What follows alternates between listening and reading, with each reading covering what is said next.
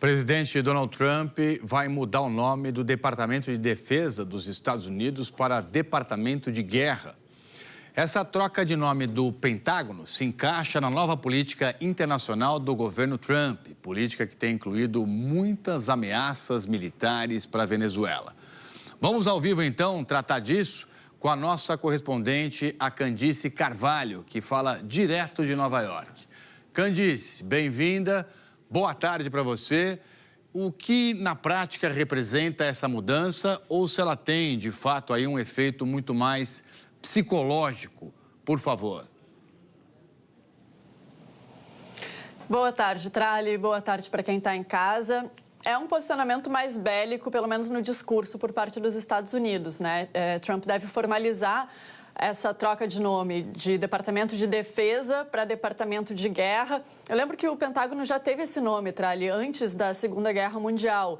E aí, logo depois, mudou para Departamento de Defesa, ali com o surgimento das Nações Unidas, com uma tendência mundial pela preservação da paz. E os Estados Unidos, naquela época, queriam se posicionar como uma liderança em prol da estabilidade global. Então, o nome passou a ser Departamento de Defesa, Pentágono, como é até hoje. Existe uma contradição nessa decisão de Donald Trump, porque se de um lado o Trump coloca os Estados Unidos nesse posicionamento mais ofensivo, mais bélico, ele também quer se posicionar como um presidente que acaba com guerras pelo mundo. E prova dessa contradição é o que Trump está fazendo em relação à Venezuela, porque agora, a última notícia em relação a isso, essas hostilidades que aumentaram nos últimos 15 dias entre os dois países, segundo a agência de notícias Reuters, os Estados Unidos vão enviar jatos para ficarem estacionados na ilha americana de Porto Rico, e fez isso depois que 2 aviões militares da Venezuela sobrevoaram um navio de guerra dos Estados Unidos em águas do Caribe.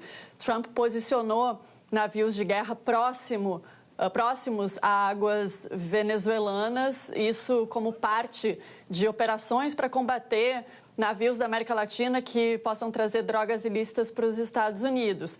E a gente tem visto esse posicionamento americano em relação a outros países latino-americanos também. O secretário de Estado, Marco Rubio, ele está no Equador e ele acabou de anunciar que os Estados Unidos vão mandar 20 milhões de dólares ao país como parte de esforços para combater o tráfico de drogas.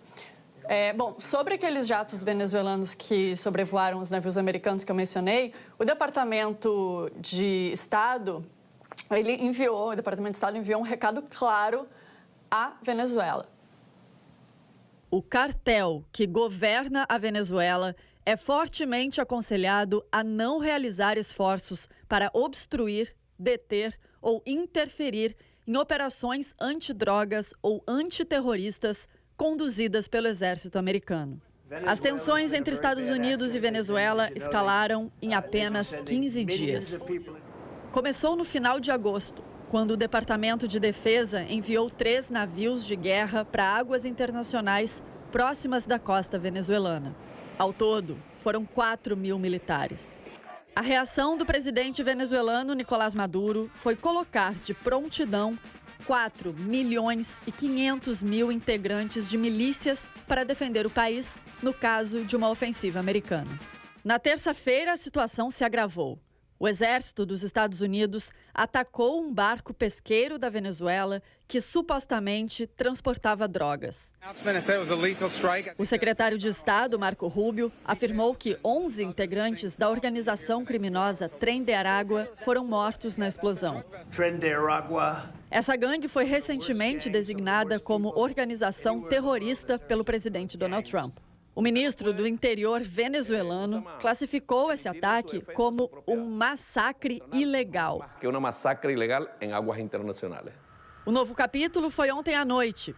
Em aparente demonstração de força, 2 aviões militares da Venezuela sobrevoaram um dos navios de guerra dos Estados Unidos.